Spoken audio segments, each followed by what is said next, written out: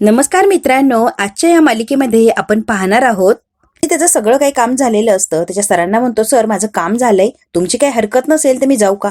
इतक्या लवकर कुठे चाललाय रे? ऑफिसचा टायमिंग कुठे झालाय? नाही नाही, आत्ता जायचं नाहीये तू. ते म्हणतो, सर अर्जंट घरी जायचं होतं, जरा महत्वाचं काम होतं.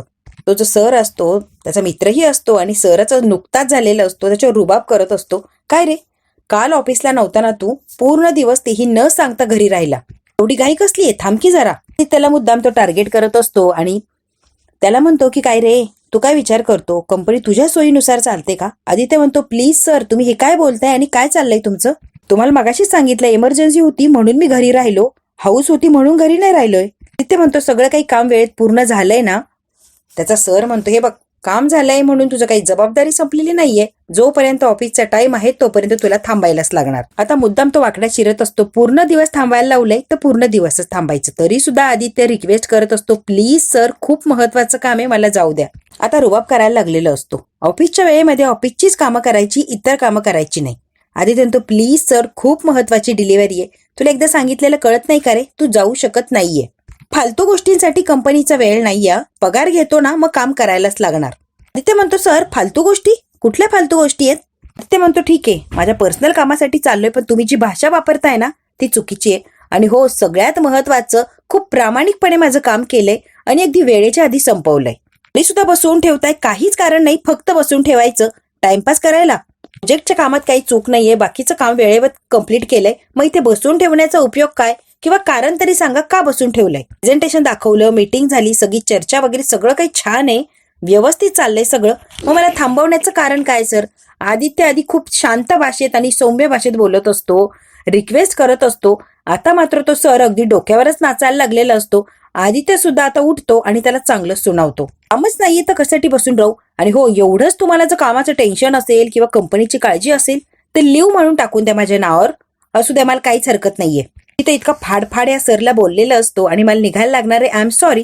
आदित्य अगदी घाईघाईने निघून जातो. त्या पारूच्या मैत्रिणी असतात, त्या किचनमध्ये अजूनही आदित्यची वाट बघत असतात. इतका वेळ झाला, आदित्य सरांचा काही एक पत्ता नाहीये. कारण एवढा सगळा स्वयंपाक तयार केलेला असतो आणि आता आदित्यच नसतो. त्यांना खूप असं टेन्शन आलेलं असतं. आदित्य आला नाही तर वेळेवर ही डिलिव्हरी पोहोचवली जाणार नाही, एवढा स्वयंपाक व्हायला जाणार. त्यात काही एकीचा फोन वाजलेला असतो. आता ज्या लोकांनी ऑर्डर दिलेली असती जेवणाची, त्या लोकांनी फोन केलेला असतो की ऑर्डर पूर्ण झालीये का? ही म्हणते, हो झालीये की. मग ऑर्डर कधीपर्यंत मिळणार? आता हिला प्रश्न पडतो की मी वेळ कसा देऊ? आदित्य सर आलेच नाहीये तर मी सांगू कशी? ती सुद्धा ती अंदाजानुसार म्हणते की तुमची ऑर्डर अगदी थोड्या वेळात पोहोचून जाईल. तिकडून तर सर असतो, तो म्हणतो, ठीक आहे चालेल, पण अगदी वेळेत आणा बरं. फोन ठेवल्यावर तिला टेन्शन आलेलं असतं की आता करायचं काय? समोरच्याने असा फोन करून विचारलं कधी आमची ऑर्डर मिळेल तर आता सांगायचं काय? आता लगेच इथे आदित्य आलेला असतो. आदित्यला बघून या तिघींच्या चेहऱ्यावर इतका आनंद येतो की बस, कारण खूप टेन्शन आलेलं असतं. आदित्य वेळेत पोहोचला नाही तर जेवण सगळं व्हायला जाणार. ते अगदी धावत पळतच आलेला असतो.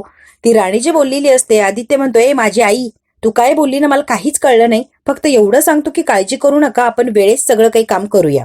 त्या स्वतः हातात जेवणाची डिलिव्हरी करायला चाललेला असतो. इकडे आता अहिल्या हॉलमध्ये बसलेली असते आणि तिचं काम चाललेलंच असतं. तिच्या कुठल्या तरी फाईलच्या वगैरे चाललेलं असतं. अहिल्या कोणाला तरी फाईल चेक करून घ्या असं काहीतरी बोलत असते. अहिल्या फोनवर बोलत असते. तेवढ्यात काय, आदित्यचा नवीन जो बॉस झालेला असतो तो डायरेक्ट घरी येतो आणि अहिल्याच्या समोर बसतो. अहिल्या आता श्रीकांतला आवाज देते आणि सावित्रीला म्हणते की पाणी आण यांच्यासाठी. पाणी वगैरे पितात आणि श्रीकांतही येऊन बसतात. अहिल्या म्हणते, काय हो, सगळं काही व्यवस्थित चाललंय ना? हो मॅडम, सगळं व्यवस्थित चाललंय. मग कशासाठी येणं केलं? हे बघा मॅडम, मला अगदी आढेवेडे घेता बोलता येत नाही. डायरेक्ट काय आहे ते मी सरळ बोलून टाकतो. यांचं जे बोलणं असतं ते दामिनी सुद्धा ऐकत असते जिन्यात उभा राहून. मी आदित्यला प्रोजेक्ट दिलाय मॅडम, पण आदित्य कामच करत नाहीये. एवढा मोठा प्रोजेक्ट आहे, अजिबात त्याचं कामात लक्ष नाही. प्रिया सुद्धा येऊन बसलेली असते. तो आता आदित्यचं गाणं करत असतो. इतकं बेजबाबदार वागतो आणि कसं करायचं तुम्हीच सांगा मॅडम, अजिबात त्याचं कामात लक्ष नाही, कुठचंही काम तो वेळेत करत नाही. तो म्हणतो, मला मान्य आहे तुम्ही आमच्या कंपनीला मार्गदर्शन करता, फायनान्स करता, पण कसं आहे ना, मी सुद्धा सगळ्यांचं ऐकतो, होणार नाही ना. मला सगळ्यांचं ऐकलं तर कसं चालणार? कोणाचं एकाचं ऐकूनच काम करायला लागणार. पण हा आदित्य आहे ना, तर फार काही नाहीये माझ्यासाठी, तो फक्त एम्प्लॉय माझ्यासाठी. माहितीच नसतं की ती आई आदित्यची आई आहे, जी घराणं करतोय ती समोर बसलेली आदित्यचीच आई आहे. अगदी काहीही आदित्यविषयी तो बडबडत असतो. आदित्यच्या अशा वागण्याने आमच्या कंपनीचं, किर्लोस्कर ग्रुप कंपनीचं सगळ्यांचंच नाव खराब होऊ शकतंय. आता दामिनी अहिल्याकडे बघते आणि हसत असते. अहिल्याला टेन्शन आलेलं असतं की हा माणूस असं का बोलतोय. खरं तर मॅडम, ही तुम्हाला मी सांगणारच नव्हतो, काही कारणच नव्हतं, पण मला राहावलं नाही, काळजी वाटतेय ना सगळ्यांची, म्हणून आलोय सांगायला. आदित्य जे काय वागतो ना ते मला अजिबात पटत नाही. श्रीकांत म्हणतात, एक मिनिट, की काय झालंय मला कळेल का? फक्त वागणं पटत नाही एवढं सांगताय, पण एक्झॅक्टली काय झालंय जरा सांगता का सर? आदित्य कामाच्या बाबतीत तर अगदी चोख असतो, तो कधीच कोणाला तक्रार करायला जागा देत नाही. अहो सर, तो कामावर आलाच नाही काल दिवसभर, त्याची आई पडली असं कारण सांगितलंय त्याने. त्याला असं वाटलं की आई पडली असं सांगितलं की आम्ही जाऊ देऊ, पण कामही महत्वाचं आहे ना. काल मीटिंग कॅन्सल झाल्या, कामं पेंडिंग होती. मला मान्य आहे बरं, तुम्ही त्याच्या आई आहात. प्रोफेशनली गोष्ट वेगळी असते आणि पर्सनली वेगळी असते. पर्सनल लाईफ आणि प्रोफेशनल त्यांनी एकत्र करू नये, मला असंच वाटतंय बघा. ना मॅडम, त्याच्या जागी मी जर असतो तर कामाला प्राधान्य दिलं असतो, मी घरी थांबलोच नसतो. आता मात्र अहिल्या रागाने बघायला लागलेली असते. वरून तो म्हणतो की खरं सांगू का, माझी आई सुद्धा थोरणावर खेळू नये, पण मी कामाशी काम ठेवतो. असं काही लेक्चर देत असतो की जणू काही सगळी चूक आदित्याचीच आहे किंवा आदित्यने फार मोठा गुन्हा केला, असं घराणं आता अहिल्यासमोर म्हणजे आदित्यच्या आईसमोर तो मांडत असतो. सॉरी टू से, पण मला बेजबाबदारपणा आणि कामात हलगर्जी अजिबात आवडत नाही. आता अहिल्या बोलायला लागलेली असते, आमच्या घरातलं कुणी सुद्धा म्हणजे अगदी मी सुद्धा तुमच्या कामात अडथळा आणणार नाही, ढवळ करणार नाही. तुमच्या पद्धतीने तुमचं काम तुम्ही हँडल करा. काय हँडल करणार मॅडम? तो ऑफिसला आला तर करेल ना, ऑफिसमध्येच थांबत नाही मॅडम. अहिल्या म्हणते, म्हणजे आता बघा, काल आला नाही, आज आला, थोडा वेळ थांबला, अर्जंट काम आहे असं सांगितलं आणि निघून आला. 2 दिवस तर नव्हता, त्यामुळे म्हटलं की आज तरी पूर्ण वेळ इथं ऑफिसला दे. मीटिंग कंप्लीट केली आणि लगेच निघून गेला. नको म्हटलं तरी जबरदस्तीने तू निघून आलाय. काहीतरी ऑर्डर आहे महत्वाची आणि ती द्यायलाच लागणार आहे असं सांगितलं मॅडम, आणि तो लगेच निघून आला. तुम्हीच सांगा मॅडम, त्याचं हे वागणं बरोबर आहे का? पटतंय का? अहिल्या म्हणते, एक मिनिट हा. आता अहिल्याने सावित्रीला आवाज दिलेला असतो. अहिल्या म्हणते, आदित्यला बोलव आणि माझ्यासमोर आणि उभा कर. सावित्री म्हणते, हो, लगेच जाऊन बोलून आणते. आम्ही आता हसायला लागलेली असते. तिला मज्जा येत असते सगळा तमाशा बघून, किंवा आदित्यला एवढं काय बोलतोय ना, तिला फार छान वाटत असतं. अगदी गालातल्या गालात ती हसत असते. आता सावित्री आत्या त्याच्या रूम मध्ये बघते तर रूम मध्ये आदित्य नसतो. कुठे असेल? पारूच्या किचन मध्ये नक्कीच असेल, म्हणून घाईघाईने आता आदित्यला घेऊन घ्यायला ती आलेली असते किचनच्या तिथे, आणि बरोबर आदित्य तिला तिथेच सापडतो. आदित्य बाबा लगेच घरी चला. काय झालंय आत्या? किल्ला मॅडमने ताबडतोब बोलवलंय, अर्जंट तुम्हाला लगेच यायला लागणार आहे. ते म्हणतो, नाही येऊ शकत, मला आधीच उशीर झालाय आत्या. आता सावित्री आलेली असते आणि एकटीच असते. ती येते आणि अहिल्याला म्हणते, मॅडम तेवढ्यात काय? दामिनी वरून म्हणते. सावित्री अगदी जोरात सूर लावलेला असतो आणि सावित्रीकडे घाईघाईने येते दामिनी. ऐकलं नव्हतं का ग वहिनींनी काय सांगितलं? आदित्यला सोबत घेऊन यायचं होतं तुला, एकटीच कुठे आलीस तू? वहिनींनी बोलवलं तरी सुद्धा आला नाही. आता सावित्री आत्या म्हणते, मॅडम आदित्य बाबा डिलिव्हरी देण्यासाठी गेले, खूप अर्जंट होतं म्हणून ते लगेच घाईघाईने निघून गेले. डिलिव्हरी पोहोचवणं खूप महत्वाचं होतं म्हणून ते गेले तेवढ्या घाईघाईने. अहिल्या म्हणते, माझा शब्द डावलून गेला का? त्याला माहिती होतं मी बोलवलं तरी पण गेला? तर साहेब असतो तो परत बडबड करायला लागतो. ऑफिसच्या कामात तर अजिबात लक्ष नाही, असंच करतो तो. सिद्ध झालंय ना मॅडम? अहिल्या म्हणते, ठीक आहे, आधी त्याला प्रोजेक्टचं काम महत्वाचं वाटत नाहीये ना, त्याला कामाच्या भाषेतच उत्तर देऊया आपण. अहिल्याने आता काहीतरी विचार केलेला असतो आदित्यच्या बाबतीत. ते एवढ्या डिलिव्हरी पोच करून आलेला असतो, खूप दमलेला असतो आणि खूप त्याला उशीर झालेला असतो. सावित्री आत्या म्हणते, आदित्य बाबा खूप दमलात ना तुम्ही? खूप उशीरही झालाय का? व्यवस्थित काम? हो, सगळं काही झालंय व्यवस्थित. एवढी धडपड करताय आदित्य बाबा, बघून खरंच खूप आनंद होतो. आदित्य म्हणतो, जायलाच लागणार, त्या लोकांचा विश्वास उडाला असताना आपल्याला ऑर्डर दिली आणि आपण वेळेत दिली नाही, कसं वाटलं असतं? सावित्री आत्या, बरोबर आहे आदित्य बाबा. आदित्यला जेवण वाढायचं असतं म्हणून सावित्री आत्या अगदी वाट बघत असते. आदित्य येतो आणि लगेच वाढायला घेतलेलं असतं सावित्री आत्याने. आदित्य म्हणतो, आत्या कसला विचार करतीयस? ही नाही आदित्य बाबा, तुमच्या ऑफिस मधला साहेब आला होता घरी आणि तुमच्याविषयी काय काय बोलत होता. आता अहिल्या मॅडमने सुद्धा ऑफिसात फोन लावून मेमो द्यायला लावलाय. सरांचं असं म्हणणं आहे की तुमचं कामात लक्ष नाही आणि तुम्ही कामात हलगर्जीपणा करता, एक तर सुट्ट्या मारता आणि आला तर मन लावून काम करत नाही. त्याला हे जेव्हा कळतं तेव्हा जरा शॉकच बसतो की हे काय चाललंय, मी सगळं काही काम व्यवस्थित करतो अगदी प्रामाणिकपणे, आणि इथे येऊन तो उगाच काही बाई का सांगतो. आदित्य म्हणतो, ठीक आहे ना, त्यांना जे योग्य वाटेल ते करतील, आपण तरी काय करायचे. आदित्य आता जेवण वाढूनही घेत असतो आणि सावित्री आत्यासोबत सुद्धा गप्पा मारत असतो. पारू टिफिन सर्व्हिसचं जे टिफिन आहे ते पोहोचवणं खूप गरजेचं होतं. खूप महत्वाची आणि मोठी अशी ऑर्डर होती, त्यामुळे चालू ना मी घाईने. त्याच्यासाठी जे महत्वाचं होतं ते तर मी केलंच आहे. ऑफिसमध्ये जबाबदारी सुद्धा पार पाडली, पण तो का खोटं बोलतोय ते मला माहित नाही. सावित्री आत्या आता आदित्यकडे बघत असते आणि तिला खूप वाईट वाटतं. हे जे चाललंय ना आदित्य बाबा, हे कधी संपणार आहे?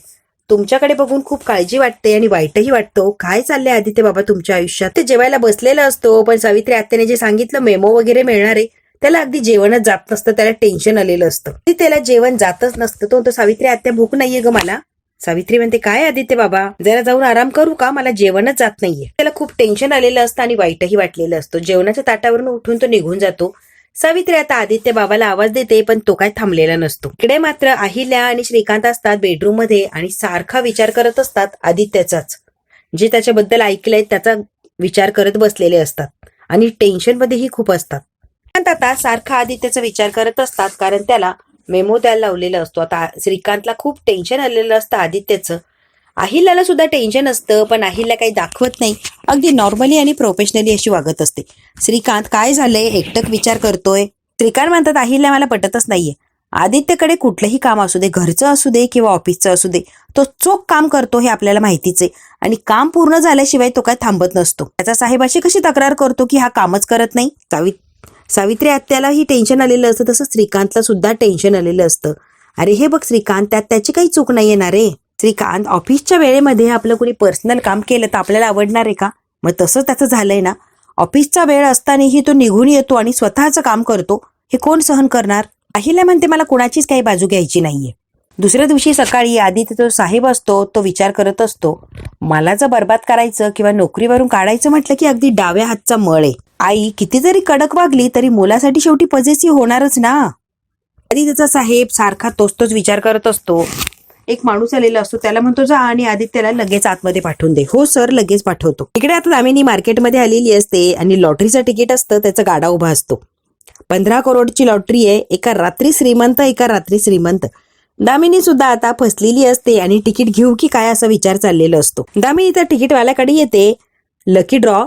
दादा तुम्ही आत्ता म्हटलं ना 10 रुपयात 10 करोड रुपये. हो बरोबर मॅडम, फक्त 10 रुपयाचं तिकीट घ्यायचं आणि स्वतःचं लक किती आहे ते बघायचं. दामिनी म्हणते QR कोड द्या की. मॅडम स्कॅनर वगैरे काही नाहीये, कॅशनी व्यवहार चालतो. दामिनी म्हणते कसला गरीबडा माणूस आहे हा. आत्ताच्या काळात कोणी रोख घेतं का पैसे? सगळे मोबाईलच्या याच्यावर पैसे करतात आणि हा रोख द्यायला लागलाय. दामिनीच्या पर्समध्ये 10 रुपये सापडलेले असतात. इतका आनंद होतो दामिनीला, जणू काही लॉटरी इलाच लागली. दामिनीला खूप आनंद झालेला असतो. देवाने जर मला साथ दिली तर कदाचित हे तिकीट मला सुद्धा लागू शकतो. अगदी 10 करोड रुपयांचं तिकीट. दामिनी आता विचार करत असते, हसत असते मनाशीच आणि लगेच तिकीट खरेदी करायला पुढे आलेली असते. दामिनी आता तिकीट घेता घेता म्हणते, मला जर ही लॉटरी लागली तर देवाला प्रसाद देईन, मी देवाला खुश करून टाकेन. 1 किलो बुंदी चढवेल मी, तेवढा पुरेल देवाला. तेव्हा मला लॉटरी लागायला पाहिजे, पण काहीही झालं तरी मलाच लागली पाहिजे लॉटरी. एवढा सगळा विचार करते ही दामिनी आणि मग 10 रुपयाचं तिकीट काढायला पुढे आलेली असते. दामिनी म्हणते 10 रुपयात 10 करोड रुपये व्हायला पाहिजे, मला तेच द्या, 20 वाला तिकीट देऊ नका. तिकीट घेतलेलं असतं आणि अगदी खुश होऊन दामिनी घरी चाललेली असते. तिथे अगदी पळत पळत आलेलं असतं. सर तुम्ही बोलवलं? तिथे म्हणतो ऍक्च्युली कालच्या प्रकरणाबद्दल मला बोलायचंय तुमच्याशी. तुझं सर असतो आदित्यचा, तो म्हणतो आदित्य सर आधी मला बोलू द्या आणि मग तुम्हाला काय बोलायचंय तुम्ही बोला. सॉरी बरं का आदित्य सर, जरा जास्तच मी तुमच्यावर हायपर झालो आणि खूप काही बोललो तुम्हाला. आणि मी समजून घ्यायला पाहिजे ना, माणूस म्हटलं की अडचणी आल्या किंवा पर्सनल काही टेन्शनही असू शकतो. प्रत्येकाचे पर्सनल असे काहीतरी कामं असतात, मग कधीतरी ते ऍडजस्ट करायचे असतात. तेच तुम्ही केलं असणार. पण सॉरी सर, मी समजून घेतलं नाही, काही नाही आणि तुम्हाला खूप बोललो. आदित्य म्हणतो सर काहीच वाटत नाहीये, तुम्ही कामानिमित्तच बोलला, त्यात कसलं वाईट वाटायचं. आदित्यला आता खुर्चीवर बसवलेलं असतं आणि त्याचं वागणं बोलणं आदित्यला आता खटकत असतं की याचं नेमकी चाललंय तरी काय. काल मला इतका बोलला, इतका अपमान केला आणि आज मात्र खुर्चीवर बसायला देतोय चक्क. अरे तुझ्या आईने मला सांगितलं की आदित्यच्या विरोधात मेमो काढायचा. त्या आई आहेत किंवा मॅडम आहेत म्हणून त्यांनी सांगितलंय, पण खरं सांगू का, मी मेमो वगैरे काही काढणार नाहीये, मला त्याची गरज वाटत नाहीये. ते म्हणतो थँक्यू सो मच सर. आजच्या आज तुला खूप मोठी जबाबदारी देतोय. आजच्या आज लगेच चेन्नईला निघायचंय आणि तिथलं सगळं काही प्रोजेक्ट तू सांभाळायचंय. आदित्य अगदी ततमब करायला लागलेला असतो की जायचंच कसं. तेही अचानक सांगितलंय थेट बेंगलोरला जायचं आणि आता एवढ्या उशिराने कुठे निघायचं. तो सर असतो, तो म्हणतो मेमो मी कॅन्सल केलाय ना, बरोबर ना, आता तुला काही फाईन काहीच लागणार नाही, टेन्शन फ्री राहा की. म्हणजे काम देतोय ते काम तरी कर की. फार तर काय चेन्नईला जायचंय, तिकडचा प्रोजेक्ट सांभाळायचा आहे. प्रोफेशनल लेवलवरती तू माघार घेऊ नको रे आदित्य. आदित्य म्हणतो इतक्या तातडीने निघूच शकत नाहीये मी, आणि त्यात पारू असती तर पारूने थोडीफार माझी मदत केली असती, पण पारू सुद्धा नाहीये. आदित्य आता चेन्नईला जायला तयार झालेला असतो. फाईल वगैरे काय असती प्रोजेक्टची ती स्वतःकडे घेतलेली असते. त्याचे सर म्हणतात व्हेरी गुड, चांगलं काम करतोय आदित्य, एका मिनिटात सांगितलं आणि लगेच जायला निघाला रे. आदित्यचं खूप असं कौतुक केलेलं असतं. आदित्य आता निघून गेलेला असतो. त्याचा जो बॉस असतो तो मात्र आता रागाने बघायला लागलेला असतोय आदित्यकडे. त्याला अजिबात हा आदित्य आवडत नसतो. इकडे आता प्रीतम काहीतरी वेगळ्याच विचारात अडकलेला असतो आणि सारख्या सारख्या त्याच गोष्टी त्याच्या समोर येत असतात. त्यामुळे प्रीतम सारखा विचारचक्रामध्येच अडकलेला असतो. प्रीतमला श्रीकांत जे रागवले बोलले ते आठवायला लागलेलं असतं. श्रीकांत म्हणतात काही झटके वगैरे येतात काय रे? मोठा भाऊ तिकडे हॉस्पिटलमध्ये ऍडमिट आहे आणि तुझं काय चाललंय रे? श्रीकांत म्हणतात आदित्य इतका चांगला वागतो तुझ्याशी प्रीतम आणि तू काय वागतो त्याच्याशी? मोठा भाऊ आहे, चांगली वागणूक द्यायला काय होतं रे? लाज वाटत नाही का तुला प्रीतम? काय वागतोय आदित्य सोबत जरा विचार कर. आणि सनकन अशी कानाखाली दिलेली असते श्रीकांतने प्रीतमच्या. प्रीतमला आता बेडरूम मध्ये बसलेला असतो आणि सगळ्या गोष्टी आता आठवायला लागलेल्या असतात. तसं तसं त्याला वाईट वाटत असतं की आपण काय वागतोय किंवा काय बोलतोय. श्रीकांत म्हणालेले असतात की प्रीतमवर ओरडण्याचा तुला अधिकार काय? आणि अधिकार दिलाच कुणी तुला? तेही अहिल्याच्या रूम मध्ये जाऊन. एवढं काय झालं होतं रे त्याला अगदी हाताला धरून ओढून काढलं की आईच्या रूम मध्ये परत यायचंच नाही. प्रीतम तू तुझ्या मर्यादा सांभाळ. तू उगाच त्याला शहाणपणा शिकवायला जाऊ नकोस. आता प्रीतम सगळ्या विचारांमध्ये अडकलेला असतो. तेवढ्यात काय प्रिया आलेली असते. प्रिया येते आणि घाईघाईने प्रीतमकडे जायला लागलेली असते. ती बघते तर काय प्रीतम कुठल्या तरी विचारात मग्न झालेला असतो आणि बिचारा फार असा टेन्शन मध्ये असतो. तिला माहितीये काही ना काहीतरी टेन्शन याच्या डोक्यात असतं पण हा स्पष्ट काही सांगत नाहीये. आता प्रिया सुद्धा आदित्यची खूप अशी काळजी करत असते. प्रिया आता प्रीतमच्या जवळ जाते. अजून दुरूनच त्याला आवाज देते प्रीतम, पण प्रीतमचं लक्षच नसतं. इतका काय तो विचारामध्ये हरवलेला असतो. आता हळूच प्रिया त्याच्या जवळ जाते आणि प्रीतम असा आवाज देते. आता प्रीतमला जेव्हा हात लावून हलवते तेव्हा प्रीतम तिच्याकडे बघतो. आता मात्र प्रिया रडायला लागलेली असते. प्रीतम काय झालंय? काय अवस्था झालीये तुमची? आणि एवढा कसला विचार करताय? मी आवाज देतेय तरी बघितलं नाही. एवढा कसला विचार करताय तुम्ही? आल्यापासून बघतीये एक शब्द सुद्धा बोलला नाही, काही नाही, आणि येऊन डायरेक्ट इथे बसून विचार करताय. मला सांगा ना काय प्रॉब्लेम आहे प्रीतम? प्लीज काहीतरी मार्ग नक्की निघेल, तुम्ही सांगून तर बघा. प्रियाला आता टेन्शन आलेलं असतं की नेमकी हे प्रीतमचं चाललंय तरी काय. ते त्याला अगदी खोचून खोचून विचारण्याचा प्रयत्न करत असते की सांगा मला काय अडचण आहे. मी आणि बाबा मिळून काहीतरी उपाय काढू याच्यावर. तुम्ही ज्या अडचणी त्या अडचणीतून बाहेर काढण्याचा प्रयत्न करू. पण तुम्ही प्रीतम आम्हाला सांगा. प्रीतम एकाही प्रश्नाचं उत्तर देत नाही. प्रिया आता रडवेली झालेली असते. हे प्रीतमचं वागणं बोलणं तिला आता भीती वाटायला लागलेली असते की त्याचं चाललंय तरी काय. प्रीतम म्हणतो प्रिया हे बघ तू काळजी करू नको, पण मला नेमकी काय होतंय मी आता सांगू शकत नाहीये तुला. तर म्हणतो खरं तर काय चाललंय ना माझं मलाच कळत नाहीये. माझीच उलगाल होतीये तर मी तुला काय सांगू प्रिया. दादासोबत असं नव्हतं वागायला पाहिजे एवढं मात्र कळतंय. माझी चूकच झाली दादाचा अपमान करून. पण मला काय होतं आणि काय नाही मला कळत नाही ग प्रिया. मी अचानक त्याच्याशी असं वागायला लागतो. खूप वाईट बोललो, खूप अपमान केला ना ग त्याचा.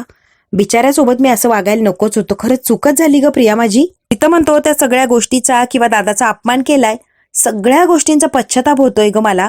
प्रिया मी काय करू? त्या खरंच नालायक भाऊ आहे का ग मी? चांगला भाऊ होऊच शकलो नाही. दादा किती चांगला आहे, किती प्रेम करतो माझ्यावर, आणि मी त्याला प्रेम करायचं सोडून त्याला टॉर्चर करतो आणि त्याचा अपमान करतो. एक नंबरचा नालायक भाऊ ठरलो का ग प्रीतम मी? प्रीतम स्वतःलाच म्हणत असतो की प्रीतम एक नंबरचा नालायक भाऊ म्हणून ठरलाय. आता प्रीतम बडबड करत असतो आणि प्रिया सगळी काही ऐकत असते. तिला कळत असतं प्रीतमचं नेमकी काय चाललंय किंवा प्रीतमची उलघाल होतीये. पण प्रीतम का करतोय, कशासाठी करतोय काही स्पष्ट सांगत नसतो. त्यामुळे प्रियाला काही अंदाज येत नाही. बघू आता प्रीतमच्या या वागण्या बोलण्याचा प्रियाला काही अंदाज येणार का, आणि प्रिया या संकटातून प्रीतमला बाहेर काढणार का, हे जर बघायचं असेल मित्रांनो तर आपल्याला बघायला लागणार आहे पुढचा भाग. हा भाग इथेच संपलाय.